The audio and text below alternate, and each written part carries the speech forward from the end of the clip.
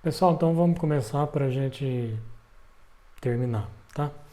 É, Hoje o tema da aula vai ser sobre estética, ah, filosofia estética. A gente está acostumado a entender a palavra estética apenas quando se trata de beleza, né? Então você vai ter centros de estética, esteticistas, essas profissões que envolvem o corpo. Tá? Mas a estética é, além disso, uma coisa bem maior no quesito da filosofia. E é isso que a gente vai trabalhar hoje aqui nesta aula com vocês, certo? Eu estou olhando para duas câmeras, então talvez e dois monitores, enfim, vai ficar um pouco estranho. Estética. Vamos começar pelo começo. O que é estética? Estética vem do grego aesthesis, tá? E a esteses, quando a gente traduz para o português, é bem simples.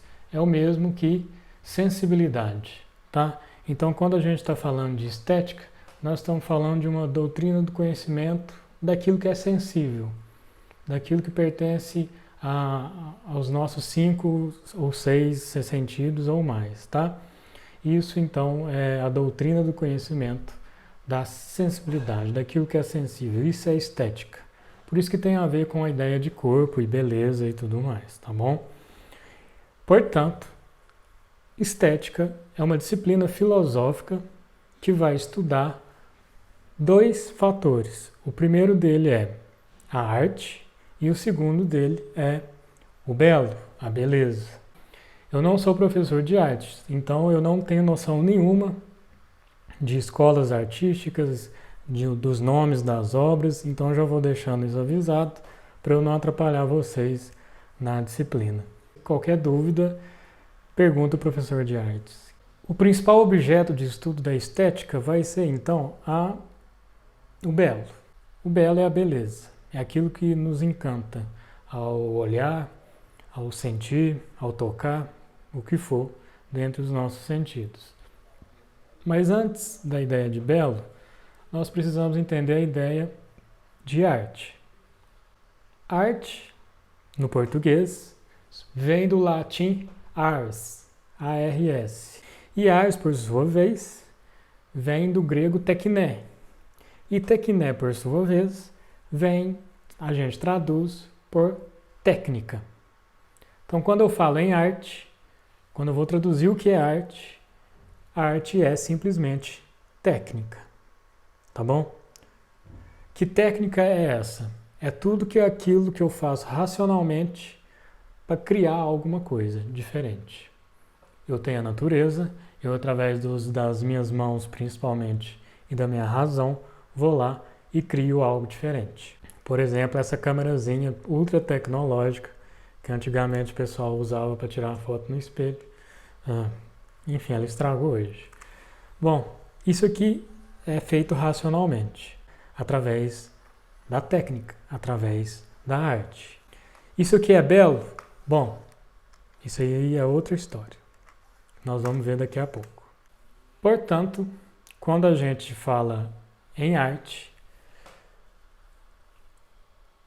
naturalmente essa técnica artística, tá? Esse artesanato que a gente vai produzir, consequentemente ela vai se tornar uma coisa bela, tá bom? Então eu produzo algo e esse algo pode vir a ser uma coisa bela. Nem tudo que eu faço racionalmente através da técnica vai ser bonito. Então nós temos aqui que entender o que vai ser belo e o que não vai ser. Portanto, aqui nós temos a primeira característica de belo que vocês já podem anotar no caderno, no celular ou na cabeça. De que o belo ele vai ser sempre histórico. Quando eu digo que ele é histórico, não é que já passou. Quando eu digo que é histórico, ele está dentro do tempo. E quando uma coisa está dentro do tempo, essa coisa se modifica. Tá bom? Portanto, a ideia de belo vai ser diferente em cada tempo, em cada lugar. Isso a gente já viu muito nas aulas de sociologia, nós vimos nas aulas de ética o conceito de tempo histórico. Tá? Então vai ser aplicado aqui também para o belo. Portanto, o belo vai modificar bastante. É muito extenso. Nós não vamos pegar tudo aqui. Vamos pegar um trecho ou outro, um pensamento ou outro. Porque senão nós ficaríamos aí 6 meses, pelo menos, estudando o que é o belo. Na antiguidade, o belo vai ter uma característica muito básica. Vamos ter 2 características, a arte e o belo. Por quê, turma? É o seguinte, os gregos, principalmente Platão, ele vai ensinar assim. Existe o mundo das ideias e o mundo da materialidade. O mundo da materialidade é aquilo que está dentro do tempo, é aquilo que morre, aquilo que é esquisito, aquilo que é feio, aquilo que é torto, aquilo que é cópia. E o mundo das ideias, que é onde está a nossa alma, a nossa razão, é um mundo bonito, é um mundo perfeito, é onde nada dá errado. Tá? Imaginem o paraíso cristão, é a mesmo caminho. Portanto, os gregos vão entender o seguinte, aquilo que é arte pertence ao mundo material, portanto vai dar defeito, como isso aqui que acabou de dar. O belo então só está no mundo das ideias, está no mundo da razão, está no mundo espiritual. Portanto, é aquilo que eu estou dizendo aqui. Na antiguidade, o belo se assemelha ao bem e à verdade. Então, o belo na antiguidade tem essa característica. Nós vamos ver daqui a pouco que o grego não estava preocupado em produzir obras de arte que simbolizavam o belo, tá? Principalmente aqui na ideia de Platão. Na Idade Média, muito semelhante ao que a gente viu na aula passada, o belo vai estar associado a Deus. Aquilo que é belo, somente Deus, certo? Mas, como a natureza é feita por Ele, é através da natureza que a gente entende a beleza de Deus. É através dela. Aquilo que eu posso, através dos meus sentidos, enxergar, pegar, o que for. Tá bom? Então, portanto, a beleza está em Deus. E a gente se aproxima dessa beleza através das coisas materiais. Seja quando você vê uma paisagem, seja quando você produz um quadro, uma escultura, nós estamos vendo a beleza de Deus nas coisas materiais. E o belo hoje, eu vou citar o pós-modernismo, que é uma coisa bem recente. Está principalmente na desconstrução da forma. O que isso significa? O pós-modernismo prega muito isso. Aquela forma, ele destrói ela e mescla um monte de coisa.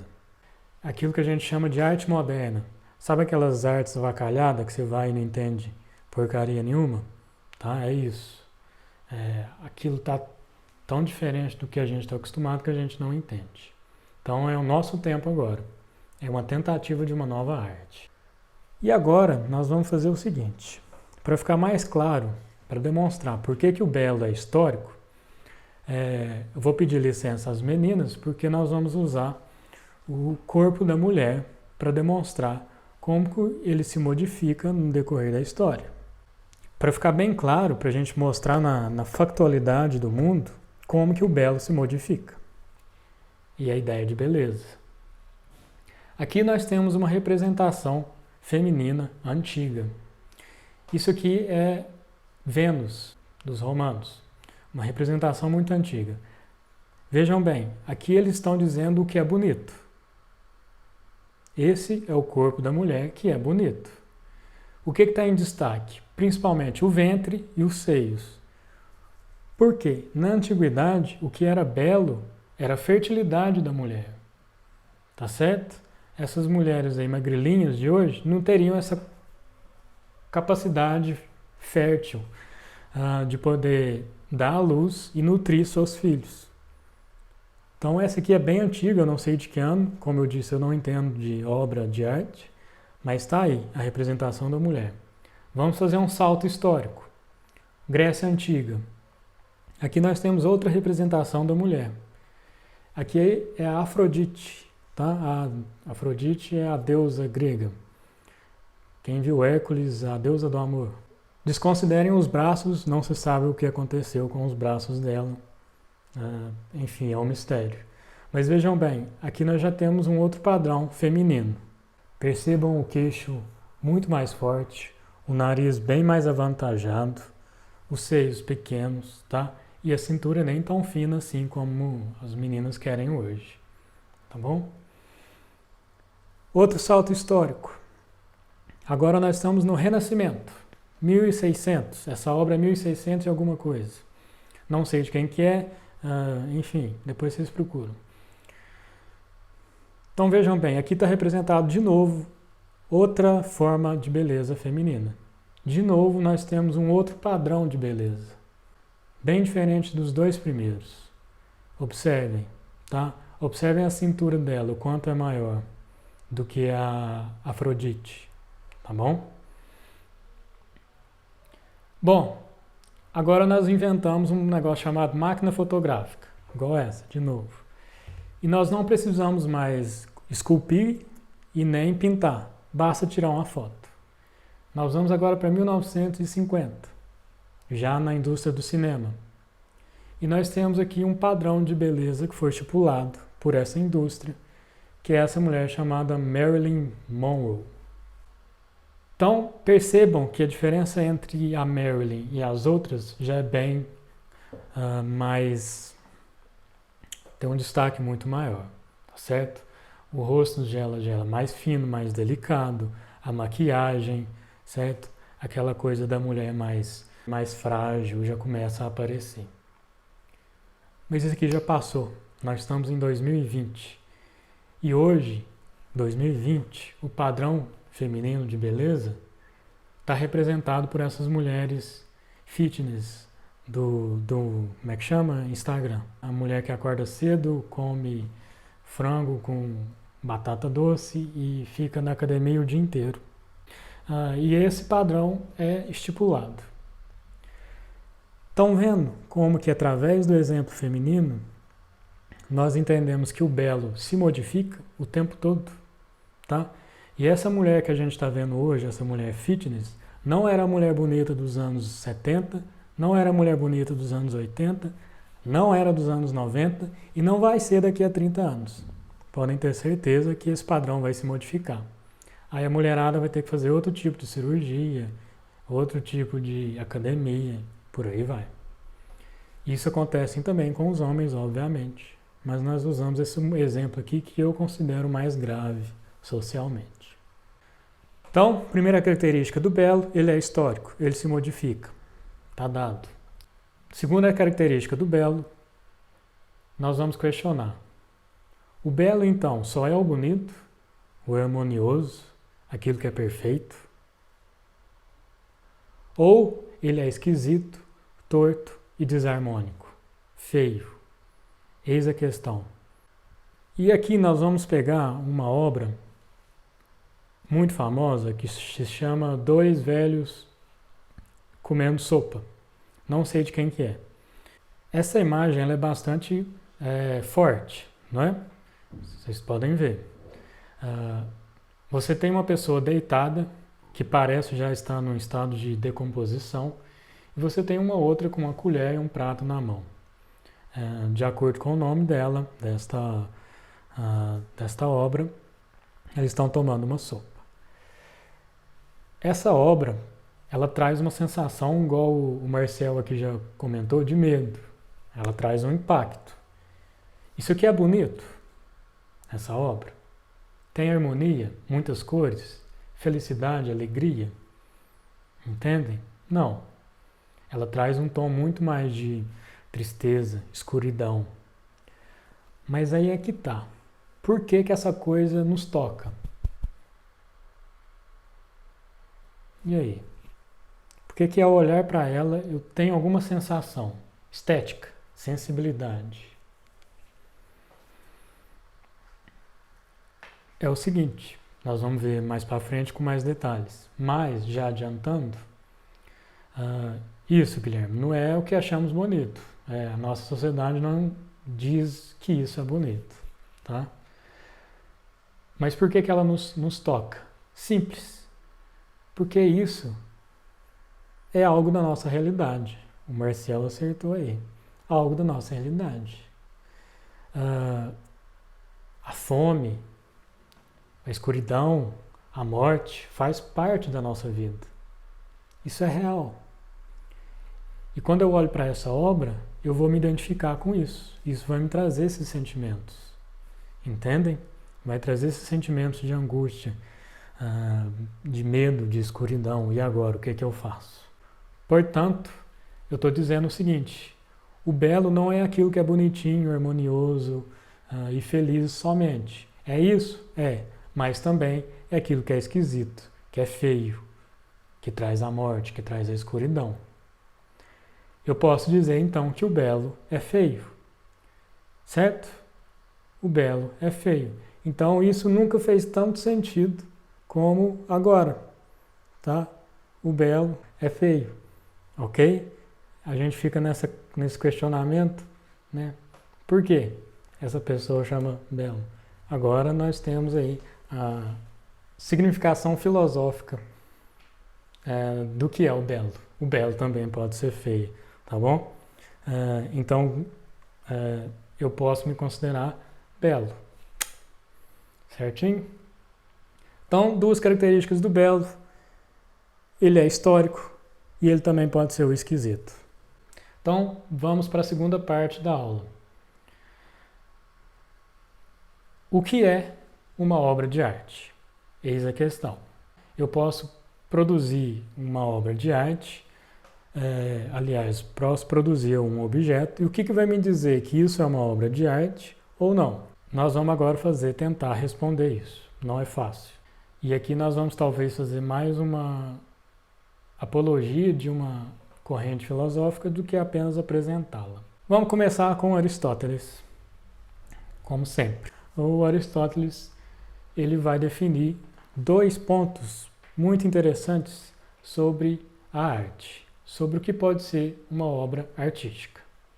A primeira dela é o conceito de mimesis. Conhecem o Mr. Mime, lá do Pokémon? Mr. Mime? Não, alguém deve conhecer. O que é mimesis? Mimético. É aquilo que se imita, imitação. Mas aqui tem um porém. Não é somente uma imitação, é uma representação. O primeiro passo da arte, então, é eu criar uma representação da realidade. Quando eu vou fazer uma pintura naturalista, eu vou olhar lá um objeto na minha frente e eu vou passar esse objeto para o papel. Tem uma lenda que tem um pintor grego antigo que ele desenhou um cacho de uva, e esse cacho de uva era tão perfeito que os passarinhos começaram a bicar o papel, né, a tela, achando que era uma uva de verdade. Essa é a ideia de mimesis. Quando eu copio a realidade e passo para o papel. Isso é uma arte naturalista. Eu tento de toda forma passar a realidade, seja para o papel, seja para a escultura. E o outro termo é a poiesis. Poética, poesia. O que significa isso? Poiesis é um movimento de criação. Criar algo novo. Simples assim. Então eu vou imitar a natureza, vou representá-la e criar uma obra, a poiesis. Tá? Vou fazer uma poesia, ou seja, estou criando algo novo. Para os gregos, isso é arte. Está aqui a arte. Vai vir um filósofo contemporâneo, tá, do século XX, chamado Martin Heidegger. O Heidegger, que é esse nome que parece um xingamento, ele vai pegar essa ideia do Aristóteles e dar um pouquinho a mais de sentido. Então vejam bem, eu vou pegar a natureza, vou tentar transferir ela para uma tela de uma pintura e agora eu vou mostrar essa pintura para as pessoas. Está aqui. Essa pintura vai fazer sentido ou não para a pessoa dependendo da relação que ela tem com o objeto. Dependendo da relação que ela tem com o objeto. Não basta eu construir uma obra extremamente bem feita, extremamente técnica, maravilhosa, perfeita, mas ela não tem relação nenhuma com o sujeito que está olhando para ela. Então, eu vou lá no Louvre, em Paris, gasto uma grana violenta, olho a Mona Lisa e olho para a Mona Lisa e Ah, e daí? Que sentido isso faz para mim? Vou embora para casa e falar, é um quadro chato que tem lá. Mas as pessoas pagam milhões por ele e vão lá o dia todo para enxergar a Mona Lisa. É isso que o Heidegger está dizendo. Tá? A relação que nós temos do nosso cotidiano com a obra de arte. Vamos comparar os dois, Aristóteles e Heidegger. Isso aqui é um vaso grego, daquele tempo. Alguém aqui colocaria esse vaso na sala de estar, né, numa vitrine, bonitão lá, teria que pagar uma grana, certo? Põe de enfeite no seu quarto, onde for. Isso é um vaso. Para que serve um vaso? Colocar água. Tá? Talvez um vinho naquela época. Agora vocês colocariam o mesmo vaso, só que do nosso tempo, na sua sala de estar? Esse aqui, por exemplo. O que faz o primeiro vaso? Uma obra de arte. E esse segundo, talvez não sendo uma obra de arte. Está fora do nosso tempo? Pode ser. Talvez a gente dê valor para essas coisas. Pois é, será que daqui a 300 anos a vasilha da Tupperware vai virar arte? Tá? Então guardem as suas. Às vezes vai valer um dinheiro daqui a uns anos aí. Se durar até lá, porque... E agora, a obra do Van Gogh. Vamos prestar atenção um pouco nela. 2 pares de sapato. Aliás, um par de sapato. Do Van Gogh. Van Gogh é famoso aí. Por que isso pode ser considerado, aliás, por que é tido como uma obra de arte? Pensem aqui comigo. Principalmente o pessoal aí do curso técnico em agropecuária. Talvez eles tenham uma relação maior com essa botina do que o pessoal da informática aí que fica no ar-condicionado, mexendo no computador. A pessoa ela tem que ter uma relação com essa obra. Por exemplo, ela tem que sentir o dedo dela machucado pela ponta da botina, que é bastante dura. Ela tem que sentir aquela sola já desgastada, né, talvez até descolando do sapato. Ela tem que sentir aquela umidade do mato, né, e aquela umidade entrando nos seus pés. Ela vai lembrar, por exemplo, de toda vez que ela calçava isso às 4, 5 horas da manhã para ir trabalhar. Então, quando ela olha para esse quadro, todas essas relações vão ser linkadas no cérebro dela. E aí ela vai ter uma conexão com esta obra. É isso que o Heidegger vai defender.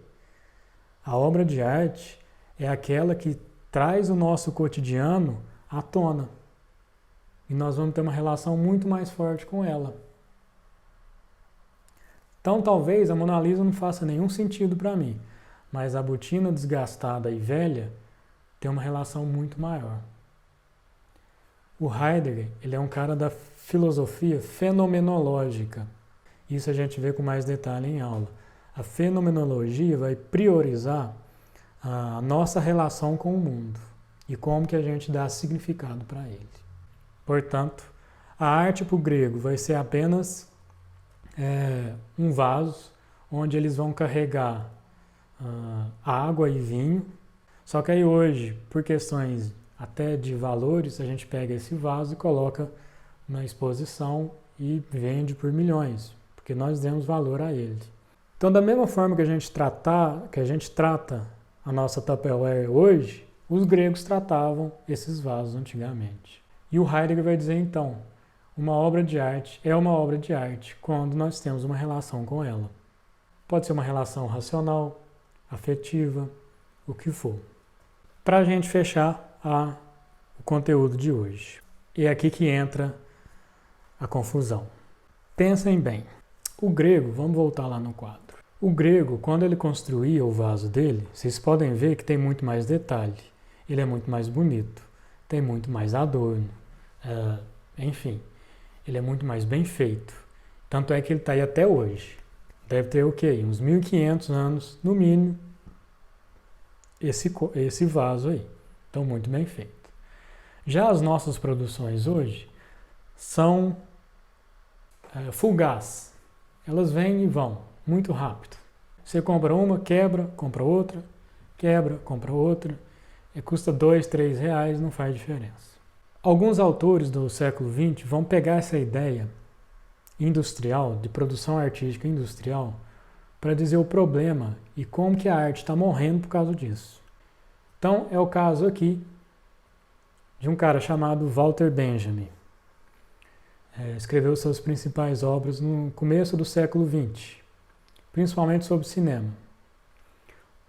Pensem o seguinte, o Benjamin vai criar uma ideia de aura, né? Uma ideia de aura. Toda obra de arte tem uma aura. O que é uma aura? Pensem tipo um cosmos, ou ki, ou chakra, alguma coisa que está em volta daquele objeto e que faz dele uma coisa única, no tempo e no espaço.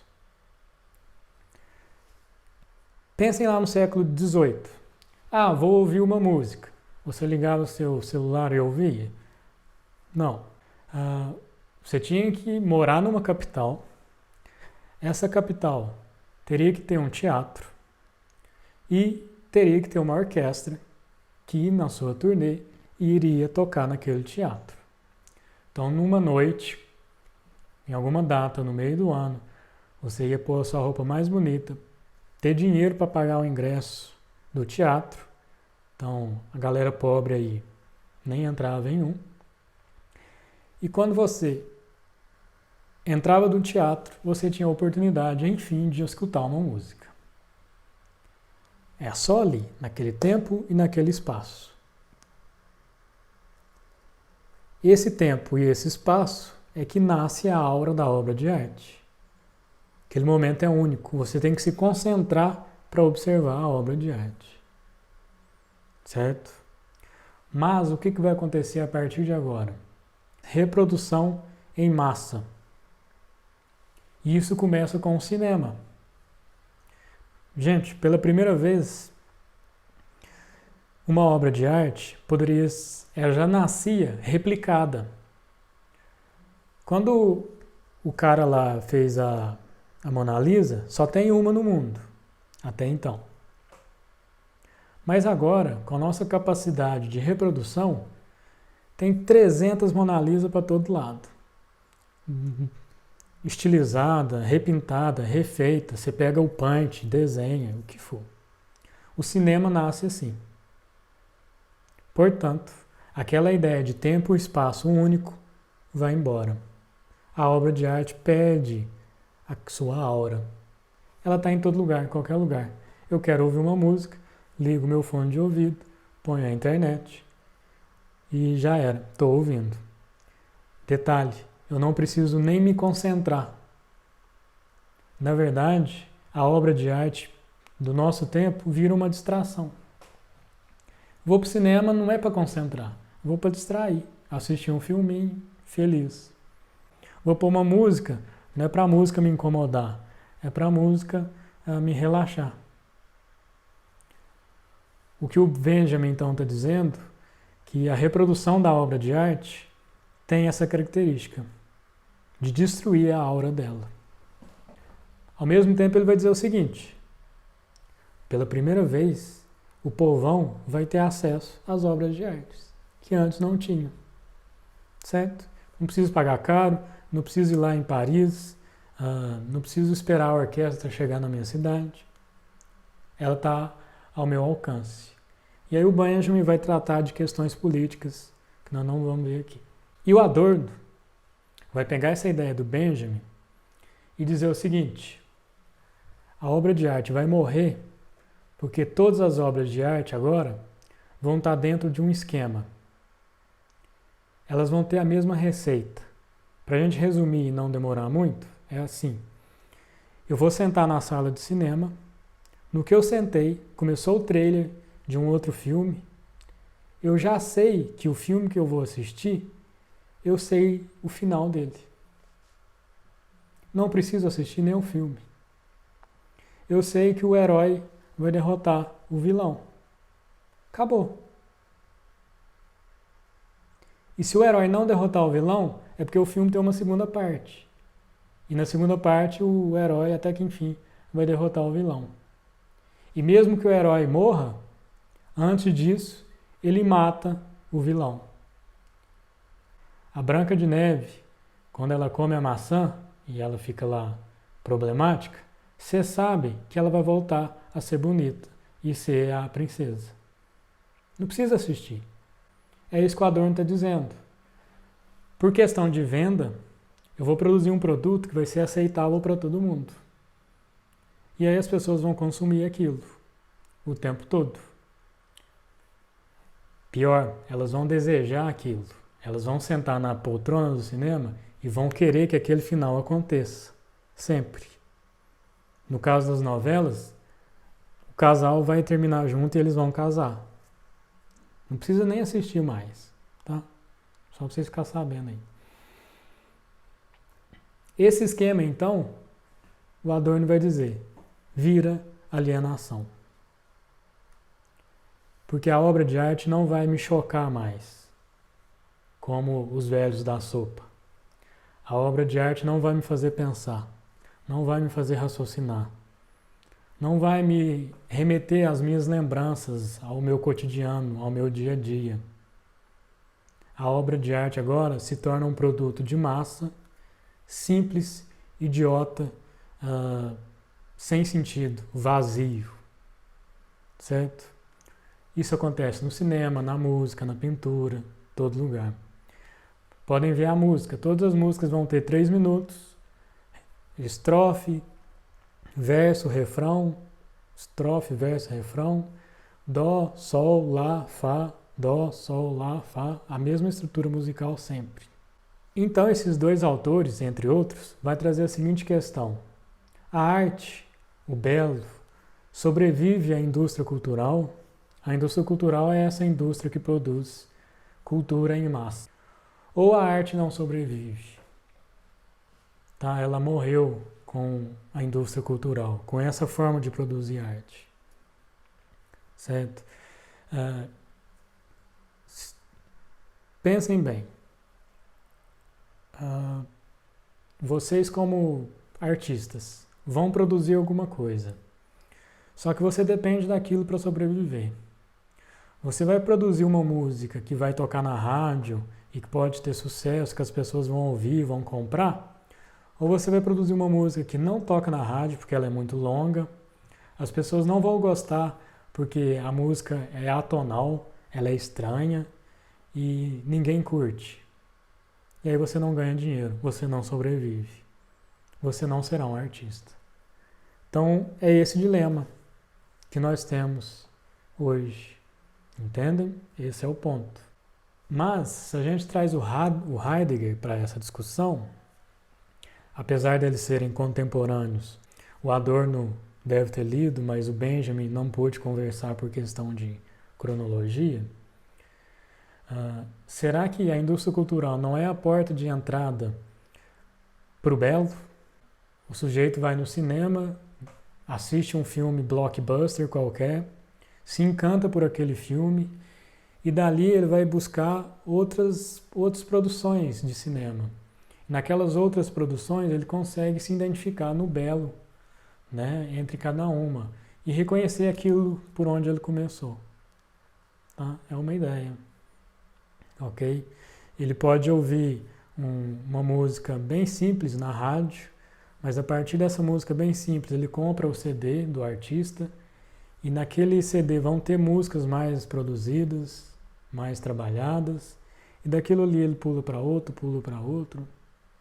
por aí vai. Isso aqui são ideias que eu estou jogando para vocês pensarem. Tá certo? Então um detalhe, para a gente fechar. A ideia do que é belo e do que é artístico, muitas vezes vai ser uma questão de valor. Tá? Vou dar um exemplo bem drástico para vocês entenderem. A 9ª Sinfonia do Beethoven versus um funk do Rio de Janeiro. Nós temos a tendência, devido à forma de pensar do nosso tempo, em dizer que uma obra de arte vai ser a 9ª Sinfonia do Beethoven. E o funk lá do Rio de Janeiro é um lixo musical. tá? Isso aqui é um valor, simplesmente um valor. Lembrem, o belo é histórico, tá? Então vai ter alguém que define aquilo que é bonito e aquilo que é feio. Mas pensem bem, um cara que nasceu ali na favela do Rio, qual a relação que ele vai ter com a Nona Sinfonia do Beethoven? Pensando com Heidegger. Mas qual a relação que ele vai ter com a música que a comunidade dele produz e que ele produz? Uma relação talvez muito maior, certo? Portanto, o que é uma obra de arte? Fica aí a questão, tá certo? Aqui termina o nosso conteúdo. Então é isso aí. Se cuidem, saiam na rua e abracem as pessoas.